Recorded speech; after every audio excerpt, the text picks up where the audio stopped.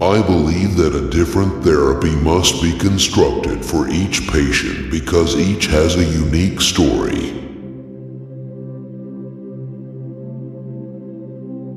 The ultimate goal of therapy, it's too hard a question. The words come to me like tranquility, like fulfillment, like realizing your potential. When people don't have any curiosity about themselves, that is always a bad sign.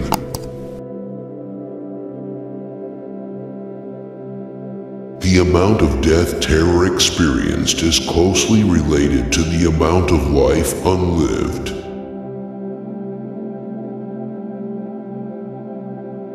I don't want to be idealized by a patient because of what I've written.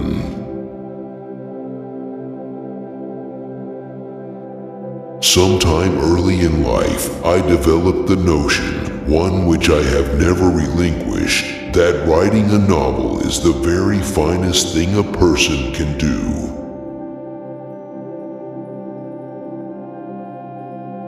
Living safely is dangerous. It's the relationship that heals, the relationship that heals, the relationship that heals, my professional rosary. Life is a spark between two identical voids, the darkness before birth and the one after death.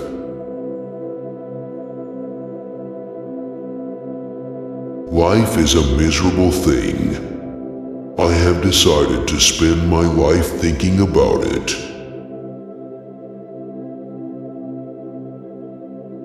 Not to take possession of your life plan is to let your existence be an accident.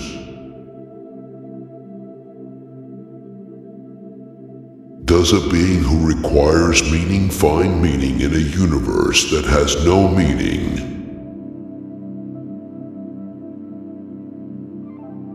Look out the other's window. Try to see the world as your patient sees it.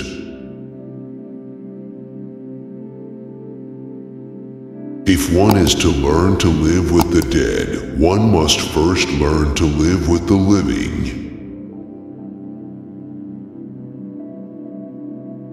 The spirit of a man is constructed out of his choices. Marriage and its entourage of possession and jealousy enslave the spirit.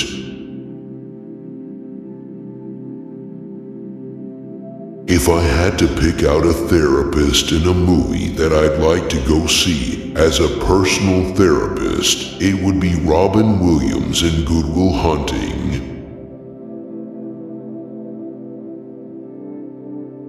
I must stop him from being one of those who call themselves good because they have no claws.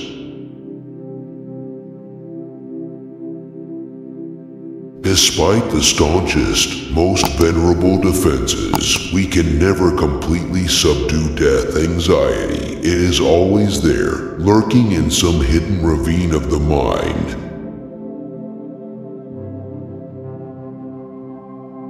One comprehends oneself in order not to be preoccupied with oneself. To the extent that one is responsible for one's life, one is alone. Live right, he reminded himself, and have faith that good things will flow from you even if you never learn of them. Death loses its terror if one dies when one has consummated one's life.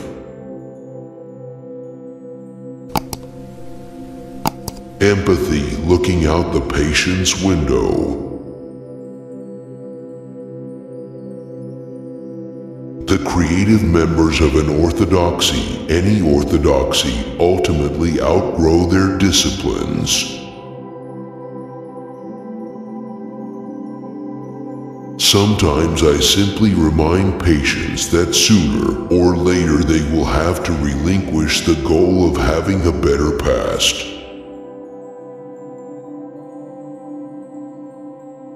To care of another individual means to know and to experience the other as fully as possible.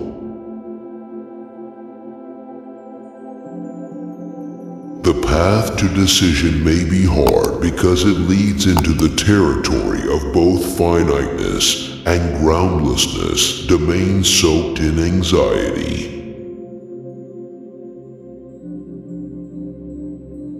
Four major existential concerns, death, meaning in life, isolation, and freedom, play a crucial role in the inner life of every human being, and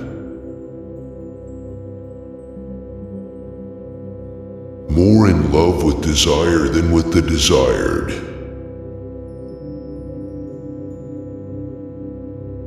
Death and life are interdependent. Though the physicality of death destroys us, the idea of death saves us. Nietzsche's message to us was to live life in such a way that we would be willing to repeat the same life eternally. I'm not ready for a committed relationship with anyone, and that I have a ton of work to do on myself.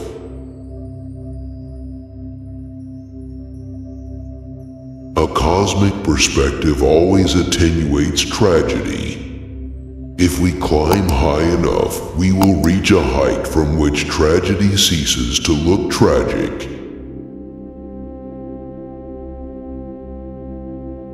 Time cannot be broken. That is our greatest burden.